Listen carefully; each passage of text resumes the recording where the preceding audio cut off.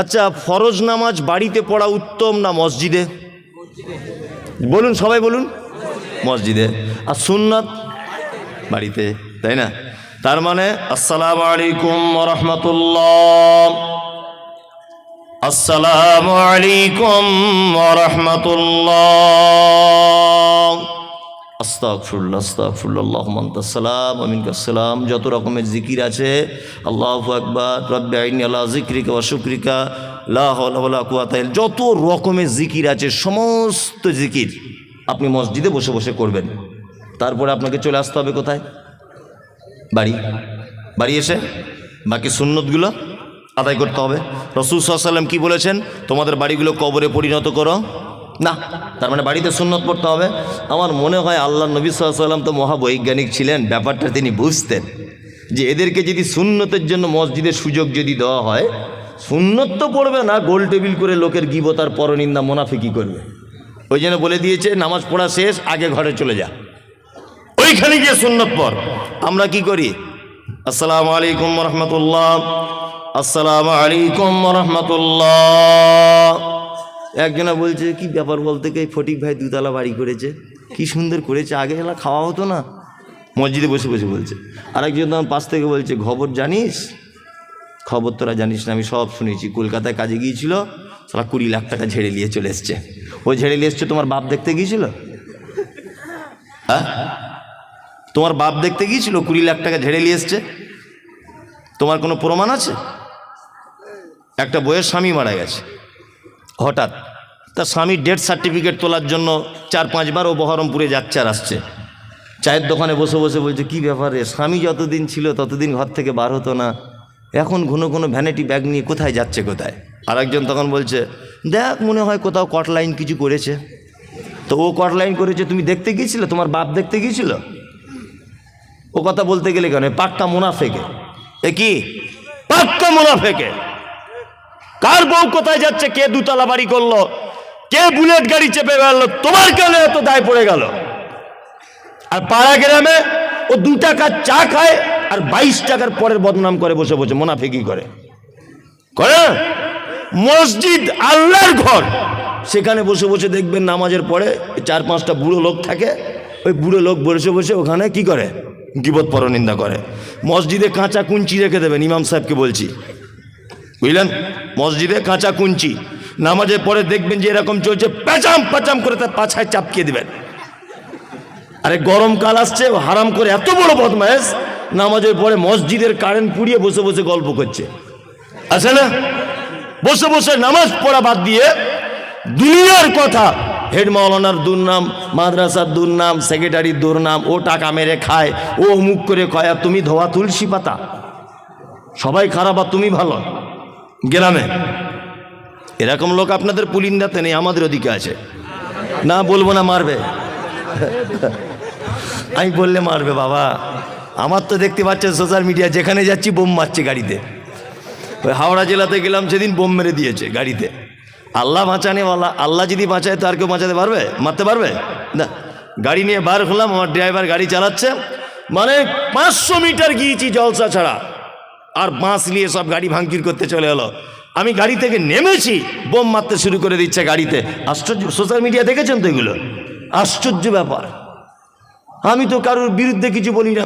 আচ্ছা, এতক্ষণ যা বলেছি কারোর বিরুদ্ধে বলেছি না? বাস্তব কথাগুলো হাদিস কোরআন দিয়ে বললাম, বাস্তব কথাগুলো বললাম। এতে আমি এত আর কি ভয়ঙ্কর লোক? আমাকে দেখলেই মানুষ সবসময়তে মানে উগ্র মেজাজে আছে, মানে একে পেলেই মেরে দিবে, কিরকম ব্যাপার। আর সোশ্যাল মিডিয়াতে তো আছি বড় পাকড়ি বলা, ও খুললেই মমতাজুল ইসলামের জন্মের ঠিক নাই, দেখবেন। ও সোশ্যাল মিডিয়া খুললেই মমতাজুল ইসলামের জন্মের ঠিক নাই, ও বিয়াদব, ও কোরআন পড়তে জানে না, ও রাজমিস্ত্রি কাজ করে, ও হাদিস কোরআন বুঝে না, এইসব আর কি কথা। কারণ কি বলুন তো? আমি হচ্ছি ওই ডাক্তার, রুগীর রোগে ঔষধ দিই। কি বললাম বুঝলেন?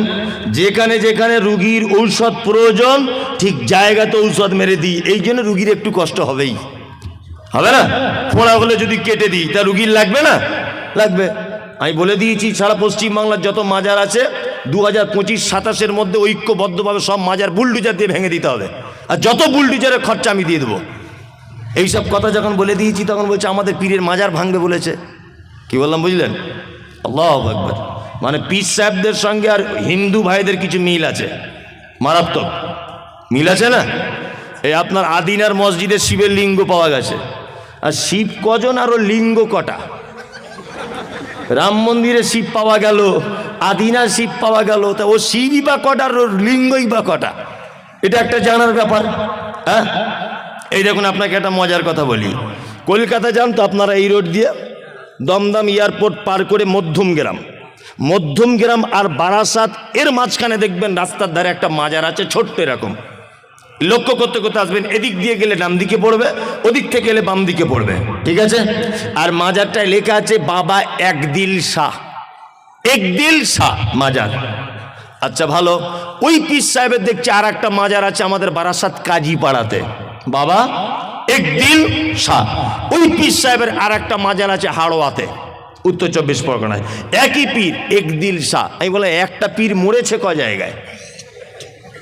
এটা ভাবনা চিন্তারও ব্যাপার। পীর তো একজন, তা মরে কয় জায়গায়? সব জায়গায় মাজার, আর সব জায়গাতে মানুষ সেজদা দিচ্ছে। তা ব্যাখ্যা করছে এরকম ভাবে, বাবারা আমার, ও ভাইরা আমার, আমাদের পীর সাহেব আগেকার দিনে লরি টরি ছিল না, বাস ছিল না, ট্রেন ছিল না, কলকাতায় গিয়েছিল বই কিনতে। বই মাথায় করে আসার সময় হেঁটে হেঁটে পা ব্যথা হয়ে গিয়েছিল বলে বারাসাতের ওই রাস্তার ধারে বসেছিল 5 মিনিট। যেই বসেছে তার মুরিদেরা তাড়াতাড়ি করে ওই জায়গাটায় মাজার করে দিয়েছে। ওইখান থেকে বই নিয়ে আবার আস্তে আস্তে কাজীপাড়াতে একটু রেস্ট করেছে, ওইখানে একটা মাজার করে দিয়েছে। ওইখান থেকে হাড়োয়ায় এসে মৃত্যুবরণ করেছে, ওই জায়গাটা আর একটা মাজার করে দিয়েছে। মনে মনে বলছি, তোর পীর সাহেব যেখানে পেচ্ছাপ পিতে বসেছিল ওখানে একটা করতে পারতিস, হ্যাঁ? তোর পীরের পায়খানা ঘরে একটা করতে পারতিস, সেজদা দিত মানুষ পায়খানাতে।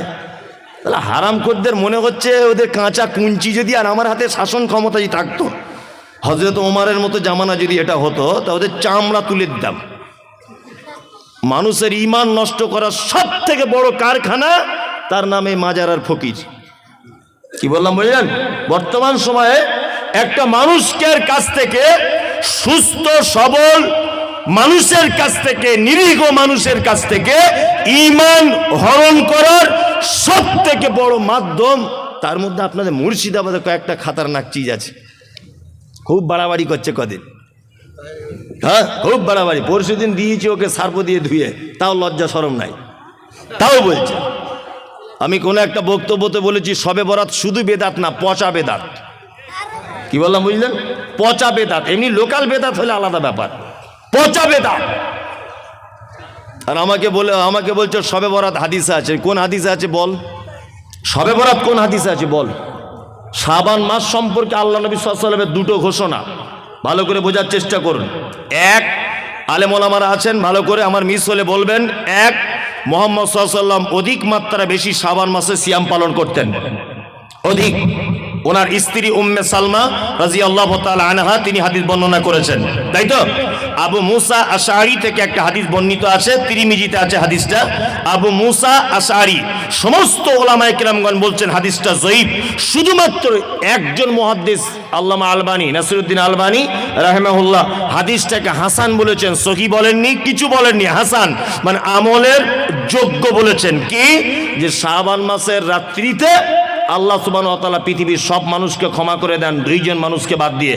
এক, যাদের অন্তরে রয়েছে হিংসা অপরের জন্যে, আর দুই, মুশরিক যারা শিরিক করে। এই দুই শ্রেণীর মানুষ বাদ দিয়ে আল্লাহ সুবহানাহু ওয়া তাআলা প্রত্যেক মানুষকে ক্ষমা করে দেয়। এই দুইটা মাত্র জিনিস দেখতে পাওয়া যায়। আল্লাহ রাসূল বেশি রোজা রাখতেন, সিয়াম পালন করতেন শাবানে। আর কি করতেন? আর কিছুই করতেন না। আমলের জন্য কোনো হাদিস নাই। আল্লাহ অত্র মাসের দুটি রাত, একটা রাত্রিতে অজস্র মানুষকে ক্ষমা করে দেন। এই তো হচ্ছে কথা, তাই না? এই মাত্র দুটি মাত্র কথা শাবান মাস সম্পর্কে।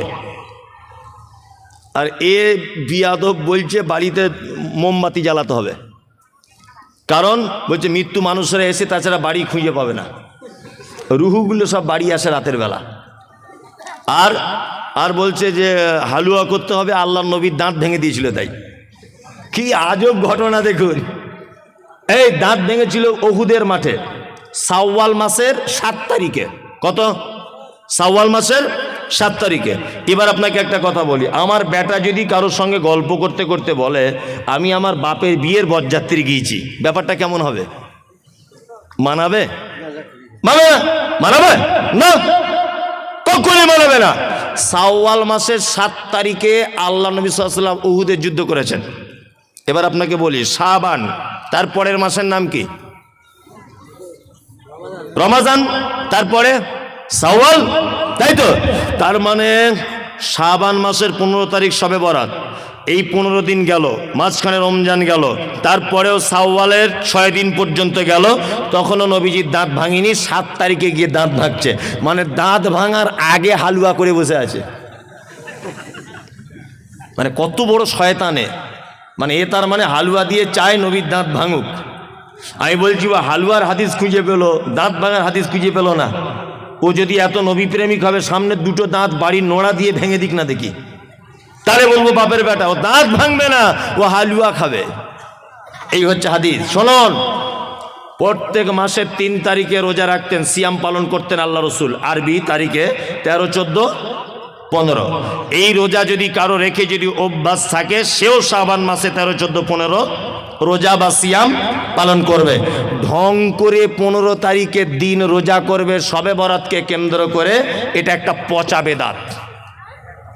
চলুন, এই রাত্রিতে কবর জিয়ারাত করা বেদাত, এই রাত্রিতে কোরআন খতম করা, হুজুর ডেকে আনা, বাড়িতে মোমবাতি জ্বালানো, হালুয়া করা, যাবতীয় আড়ম্বর, যত রকমের অলৌকিকতা, যত রকমের সৌন্দর্য, মানুষের মন জয় করা, সমস্ত কিছু হচ্ছে বেদাত। মুহাম্মদ সাল্লাল্লাহু আলাইহি ওয়াসাল্লাম বলেছেন, কুল্লু বিদআতিন যালালা ওয়া কুল্লু যালালাতিন ফিন্নার।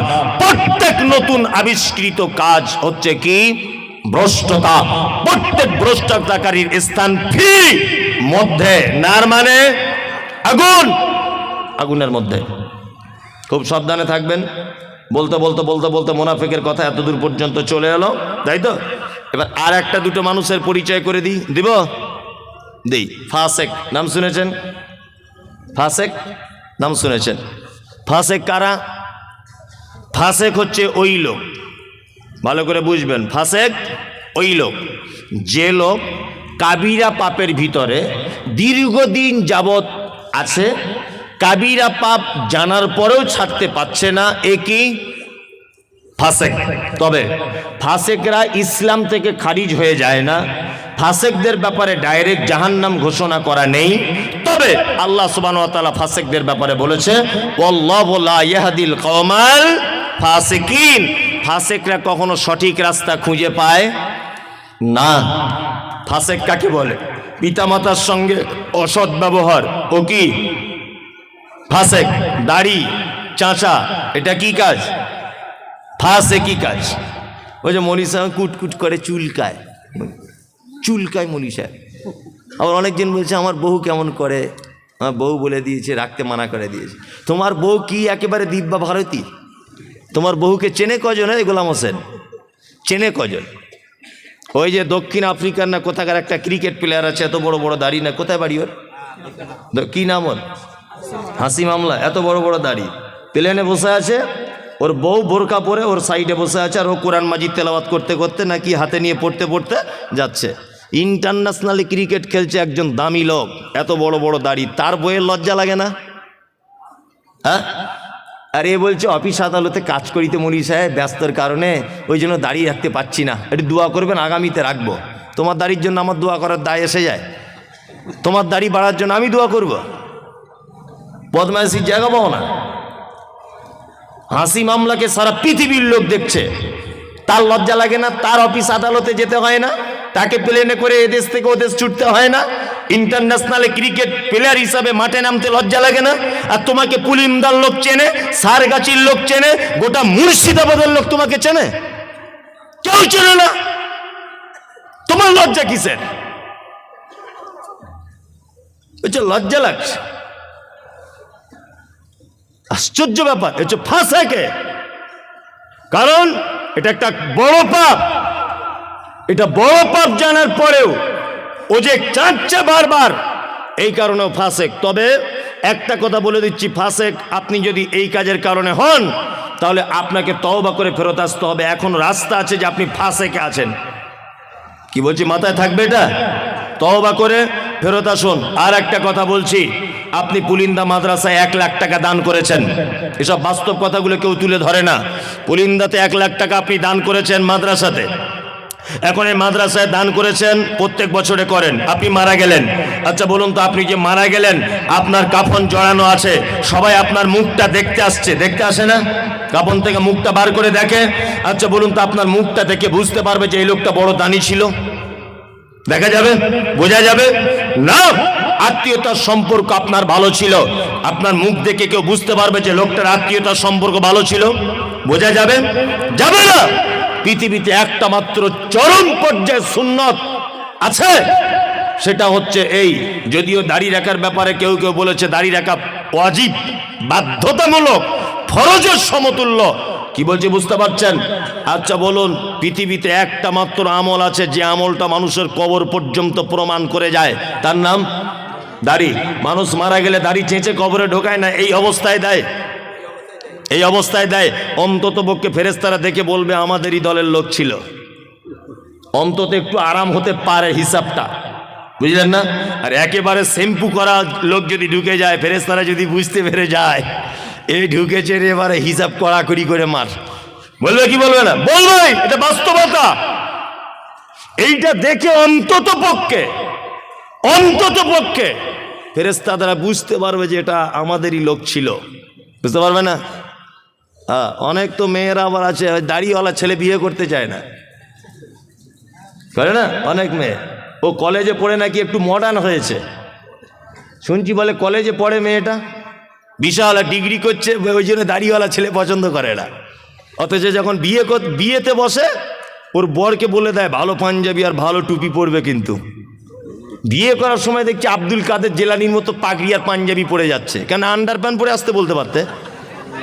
মৌলভী সাহেবদের পছন্দ করো না, দাড়িওয়ালা পছন্দ করো না, তা বিয়ে করার সময় আমার ঢং করে মৌলভী সাহেবের মতো ভ্যাগ ধরতে বলছো কেন? যে পাঞ্জাবি পরতে এসো, আপনাদের এখানে বিয়েতে পড়ে বাচ্চা কাচ্চারা পড়ে, আবার বিয়ে করতে এসে এইরকম করে আছে মুখে রুমাল দিয়ে, মানে এত লজ্জার বেটাও আর কি। 3 লাখ টাকা পণ নিয়েছে হারাম কর, তখন লজ্জা লাগেনি। 4 লাখ টাকা পণ নিয়েছে, 8 টিয়ার গাড়ি চেয়েছে, তখন লজ্জা লাগেনি। আর বিয়ে করতে গিয়ে এরকম করে বসে আছে, মনে হচ্ছে কোমরে লাঠি মেরে কোমরে হাড় ভেঙে দিয়ে। হারাম কর 3 লাখ টাকা চাইতে সবার সামনে লজ্জা লাগলো না, আর ঘোমটা দিয়ে বসে আছে, মানে লজ্জাপতি গাছ বেটে খেয়েছে। লজ্জা সরব আছে তোমার? বিয়াদব কোথাকারে, বাস্তব না অবাস্তব বলছি? পঞ্চাইতে লজ্জা লাগে না বেটির বাপের কাছে, বেটির বাপের কাছে টাকা চাইতে লজ্জা লাগে না, আর বিয়ে করতে গিয়ে পুরুষ মানুষ রুমাল দিয়ে বসে আছে এরকম করে, মানে কি একেবারে লজ্জাশীল পুরুষ। লজ্জা শরম থাকা দরকার। ওই জন্য যে সমস্ত মেয়েরা এ ব্যাপারে আপত্তি করেন, আপনাকে আমি বলে দিয়ে যাচ্ছি, কোনো মেয়ে যদি নিজে আপত্তি করে যে দাড়িওয়ালা ছেলে বিয়ে করব না, আমি মমতাজুল ইসলাম বলছি আপনি তার থেকে দূরে থাকুন। আখিরাতেও কল্যাণ হবে, দুনিয়াতেও কল্যাণ হবে, আপনার আখিরাতেও কল্যাণ, দুনিয়াতেও কল্যাণ। কারণ ও নারী নামের হস্তিনী।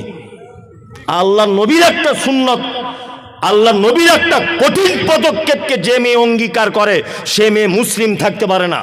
শুনুন, আপনি নামাজ পড়েন না আলাদা ব্যাপার, আমি আপনাকে ধরেছি যে ভাই আপনি নামাজ পড়া ধরুন, আপনি বলছেন মৌলভী সাহেব লজ্জা লাগছে আপনাকে দেখে বারবার নামাজের কথা বলেন, সত্যি আমি খুব অপরাধী।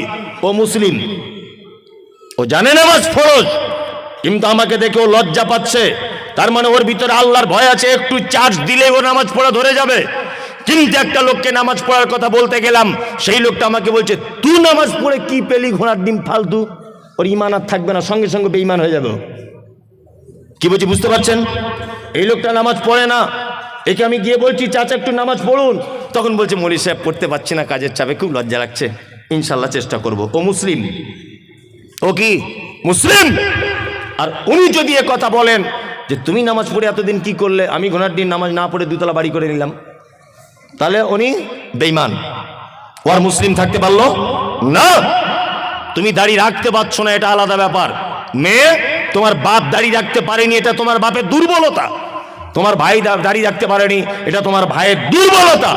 কিন্তু তোমাকে যে ছেলে বিয়ের কথা বলতে এসেছে, তোমাকে যে ছেলে বিয়ের কথা বলতে এসেছে, তার যদি দাড়ি থাকে, সে তো মুহাম্মদ সাল্লাল্লাহু আলাইহি ওয়াসাল্লামের পদ্ধতিতে দাঁড়িয়ে রেখেছে। তুমি যে তাকে ঠাট্টা করলে, বিদ্রুপ করলে, বিবাহের জন্য অপ্রয়োজন মনে করলে, আমি তো মনে করি ওই দাড়ি থাকা ছেলেটাকে যদি অপমান করে বাড়ি পাঠায় বা দাড়ি আছে বলে যদি বিয়ে না বসতে চায়, তাহলে ওই মেয়েটাও ঠিক তেমন বেঈমান হয়ে যাবে, কারণ ও একটা চরম হাদিসকে অপমান করার কারণে।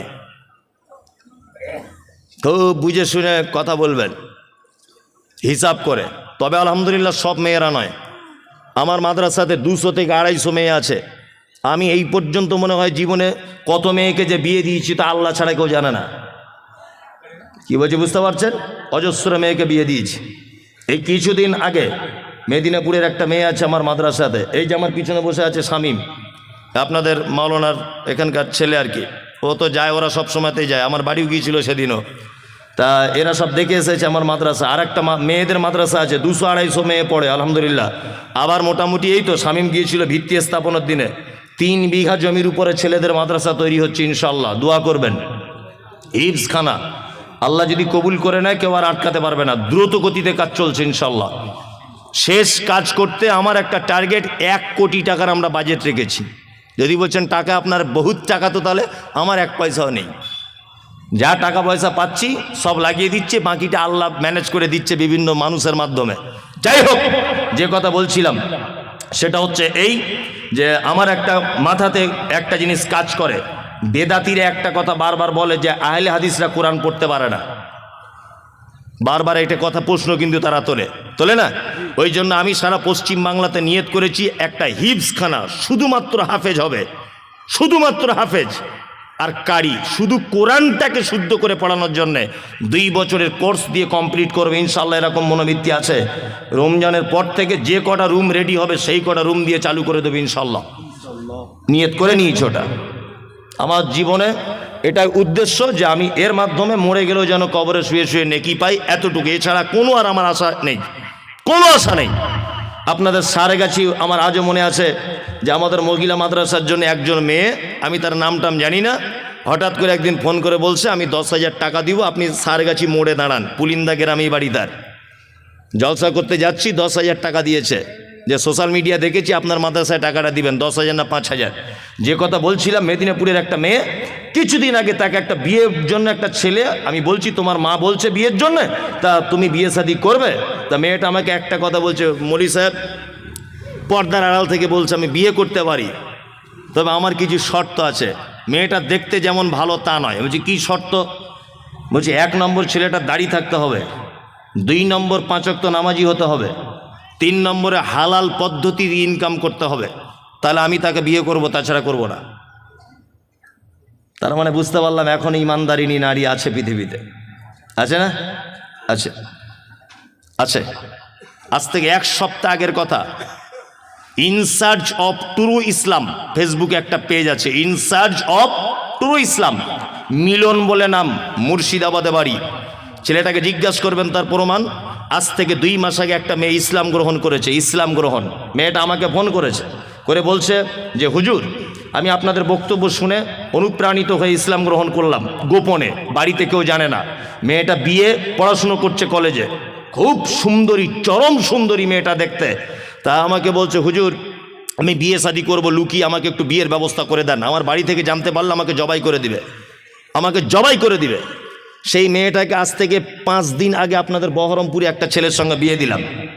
তা মেয়েটাকে বলছি কেমন ছেলে পছন্দ? তা মেয়েটা বলছে দাড়িওয়ালা ছেলে হতে হবে, 5 ওয়াক্ত নামাজ পড়তে হবে, হালাল ইনকাম করতে হবে, গরিব হলেও চলবে, ঘর বাড়ি থাক আর না থাক। মানে মেয়েটা এত সুন্দরী, যদি বলছেন আপনি দেখলেন কি করে? সত্যি বলতে ও আমাকে দেখার জন্য একটা ছবি পাঠিয়েছিল যে আমি এই মেয়েটা, সেটা দেখে আমি একটা অনুভব করলাম। দেখুন, একজন হিন্দু নারী 2 মাস ইসলাম গ্রহণ করেছে, তার মনের ভিতরে ইসলামের কত ভালোবাসা জন্ম হয়েছে বলে নারী এ কথা বলতে পারছে দাড়িওয়ালা ছেলে ছাড়া বিবাহ করবো না। আপনাকে ফোন নাম্বার দিতে পারি, তার বরের কথা বলবেন যে ঘটনা সত্য না মিথ্যা। বাড়ি থেকে বার হয়ে চলে এসেছে, হিন্দু মেয়ে মুসলিম হয়েছে, ইসলাম গ্রহণ করেছে, তার সমস্ত কোর্টের ডকুমেন্টস রয়েছে, মুসলিম একটা ইমানদার ছেলে তাকে স্ত্রী হিসাবে গ্রহণ করেছে। ভালো নারী নেই এ কথা বলবো না, তবে যত খারাপই আমাদের যারাই কলেজে পড়ছে আর যারা বড় ডিগ্রি করতে যাচ্ছে ফ্যাশন হয়েছে, এরা বলছে আমাদের আর পছন্দ হচ্ছে না, আমাদের আর পছন্দ হচ্ছে না। কি বলছি বুঝতে পারছেন?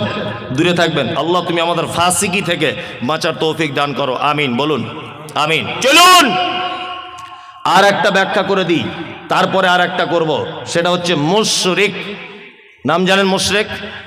মুশরিক, মুশরিককে শিরিক করে, উনি ভালোই বলতে পারছেন, শিরিক করে মুশরিক। এবার আপনাকে একটা কথা বলে দিচ্ছি, শুনে এখানে, এ কথা বললে তো আরও আপনি আশ্চর্য হবেন।